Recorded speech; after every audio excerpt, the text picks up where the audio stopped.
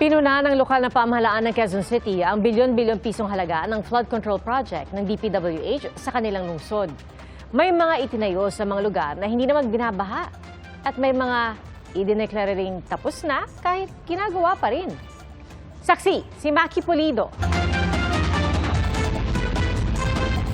Umaabot hanggang ikalawang palapag ang baha sa bahaging ito ng Barangay Santa Cruz, Quezon City. Yung dinaranas po namin sobrang nakakatakot. Tsaka alam niyo po yung hindi po kayo makatulog sa gabi. Kaya umasa silang maiibsan na ang baha nang itinayo ang flood control project sa kanilang lugar.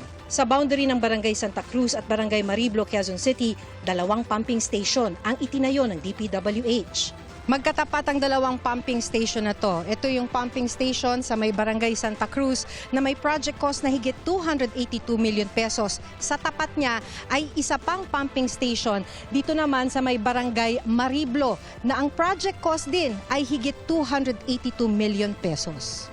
Itinayo ito ng DPWH kahit hindi inaprubahan ng Quezon City LGU dahil hindi sumusunod sa Drainage Master Plan ng syudad. AL Reconstruction Services ang kontraktor ng proyekto.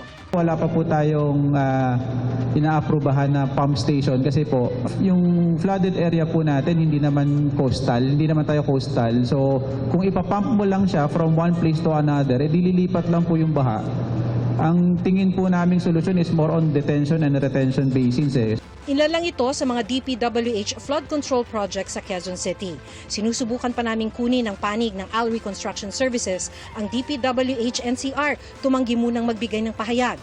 Sa isinasagawang audit ng City Hall mula 2021 hanggang 2025, lumalabas na nagtayo ang DPWH ng 254 flood control projects sa Quezon City na may kabuang halaga na higit 14 billion pesos.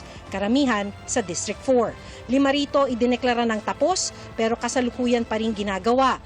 23 naman ang hindi mahanap, habang 41 proyekto ang pare-parehong contract amount o kaya approved budget for the contract. How come na exactly the same ang contract amount, iba-iba po yung projects, iba-iba po yung location, iba-iba rin po yung bidders, iba-iba rin po yung contractors?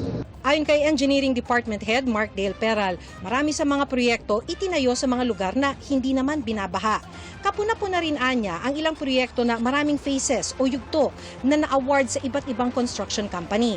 Umabot pa nga raw sa 66 phases ang flood mitigation project sa San Juan River na bahagi ng Quezon City. 7 sa top 15 construction companies na binanggit ni Pangulong Marcos, 100 milyon din ang mga proyekto sa Quezon City.